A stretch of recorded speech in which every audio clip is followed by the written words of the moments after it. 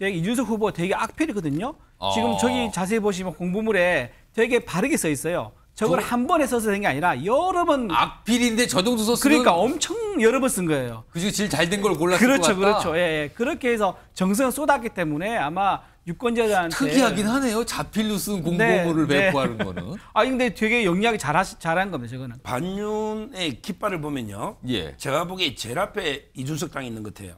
그다음에 반윤. 조국 당이 있고 민주당이 그 다음이에요.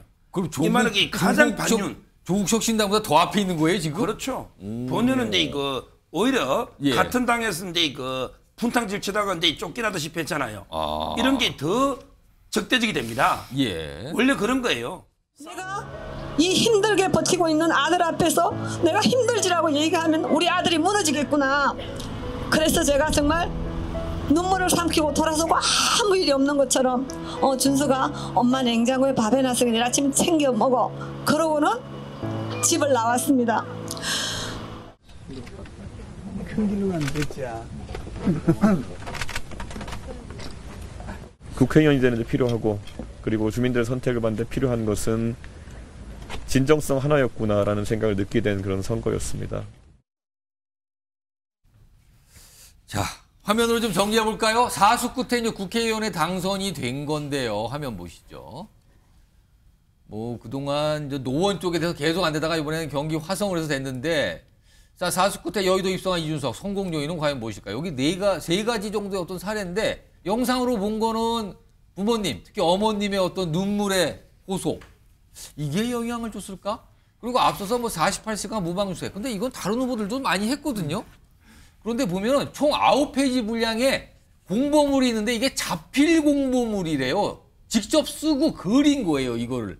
쓰고 그린 거를 대량으로 만들어서 공보물로 배포를 했다는 건데, 본인이 막 썼어요, 보니까. 필기체네요. 쓴 글이네요, 직접. 9페이지 분량을 썼답니다.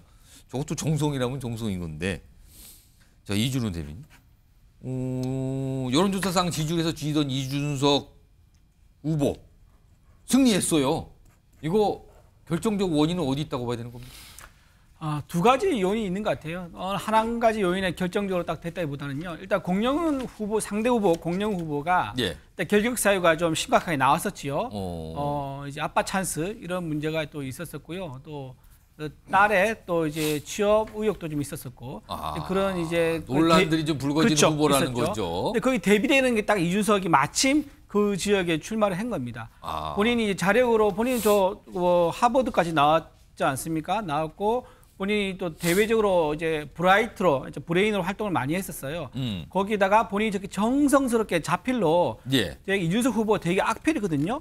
지금 저기 자세히 보시면 공보물에 되게 바르게 써 있어요. 저걸 한 번에 써서 된 게 아니라 여러 번. 악필인데 저 정도 썼으면. 그러니까 엄청 여러 번 쓴 거예요. 그중에 제일 잘 된 걸 골랐을 것 같다. 그렇죠. 예. 그렇게 해서 정성을 쏟았기 때문에 아마 유권자들한테. 특이하긴 하네요. 자필로 쓴 공보물을 배포하는 거는. 근데 되게 영리하게 잘한 겁니다, 저거는. 그리고 본인이 이제 가족이 지금 결혼을 안 했지 않습니까? 그래서 어머니가 나와서 저렇게 모성으로 이제 신금 울리는 저런 이야기를 울먹이면서 했을 때 보는 유권자들은 입소문이 금방 돕니다. 옛날에 무슨 일이 있었냐면은 부산의 한 후보는요, 지금 이번 떨어지신 분인데 그분은 자기 부인이 선거 석 달 전에 돌아가셨어요. 마침 우연찮게 암으로 돌아가셨는데 그게 어떻게 소문이 났냐면은 돌아가실 때 유언이 여보 이번에 꼭 당선되세요 라고 말을 했는데 그게 실제 했는지 아닌지 모릅니다. 근데 어쨌든 그게 그 지역에는 굉장히 신금 울리는 말이 된 거예요. 몇 번을 도전했다가 안 됐었으니까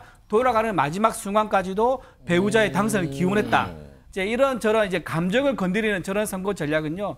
이번에 이준석 후보가 제대로 성공적으로 보여준 아주 성공적인 케이스라고 할 수 있을 것 같아요. 눈물의 호소, 이게 좀 영향을 준 거 아니냐 이런 분석이신데요. 자, 이제 많은 분들이 궁금해하고 계시죠. 이준석 개혁신당 대표의 향후 정치적인 행보는 어떤 모습일까? 그동안 사실 국민의힘 내에서 여러 가지 내홍과 갈등이 있은 상태에서 당을 나가서 새로운 당을 만들고 그 과정에서 또 우여곡절이 있었는데 결국 본인이 당선이 되고 개혁신당은 비례의석을 2석을 확보해서 총 3석을 가진 정당이 된 상태거든요. 화면 좀 보겠습니다. 자, 여기 보시면요. 개혁신당이 의석수는 적지만 차원이 다른 의정활동으로 윤석열 정부의 뭐 이런 어떤 문제된 잘못된 지점들을 지적해 나가는 정치를 하겠다. 어떤 본인의 포부 뭐 이런 걸 발표인데 이제 궁금해지는 거예요. 자, 이와 관련된 목소리 좀 들어보겠습니다.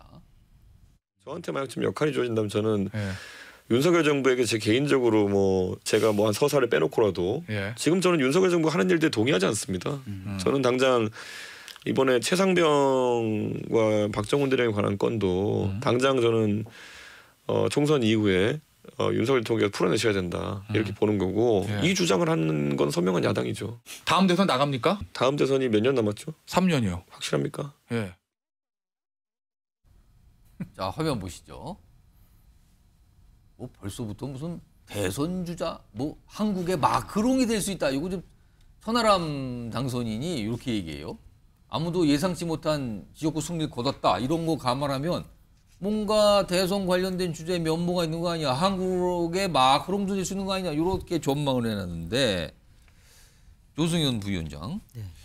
여기서 좀 궁금한 거는요. 지금 뭐 마크롱이 되는지 이거보다도 향후에 이준석 대표와 개혁신당이 국민의힘과 손을 잡거나 또는 합당 이렇게 갈까? 아니면 계속 독자 노선을 가는 걸까? 이게 궁금한 지점이에요. 이거 어떻게 보십니까? 저는 좀 합당하지 않을 것 같다는 생각이 듭니다. 왜냐하면 아까 말씀드린 것처럼 윤석열 대통령이 누구한테도 무릎 꿇지 않는 그런 강골 검사의 그 기계를 보여줌으로써 국민들한테 각인됐다 말씀드렸잖아요. 근데 이준석 대표 같은 경우에도 그런 윤석열 대통령과 맞짱 뜨는 순간 사실 대선 주자급 정치인으로 성장했다고 저는 평가를 했었습니다. 그런데 이제 문제는 그 계속 오면서 뭐 이낙연 대표와 합당했다가 분당하는 과정을 통해서 그게 좀 굉장히 상처가 있었다고 평가받고 그것 있죠. 때문에 사실 세석밖에 못한 거죠.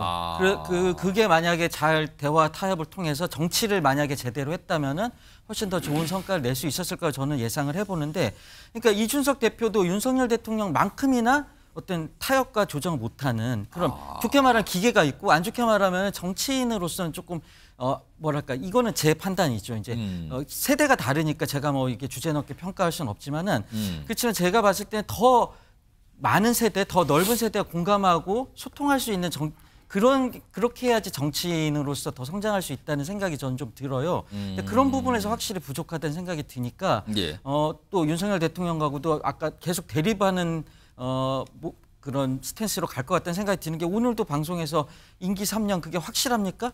이게 사실 재밌어요. 재미있고 그렇지만 이게 어떻게 보면 정치인으로서 이게 마이너스가 될 수도 있다는 생각이 들어요. 그래서 대립할 것 같다는 생각이 저는 듭니다. 소속 변호사는 어떻게 전망하세요? 국민의힘과 뭐 손을 잡거나 또는 같이 뭐 합하거나 아니면 그게 아닌 반대 방향으로 독자 노선을 계속 가는 거 어떻게 전망하십니까? 지금 이제 그 반윤의 깃발을 보면요. 제가 보기에 제일 앞에 이준석 당이 있는 것 같아요.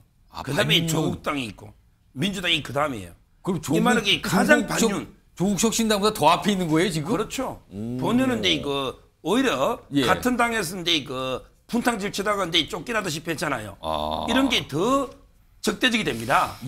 원래 그런 거예요. 싸움은 상대 진영보다 자기 진영 내에서 같이 있었던 쪽이 나가서 하면 더 그렇다. 예를 들어 기독교 불교는 안 싸웁니다.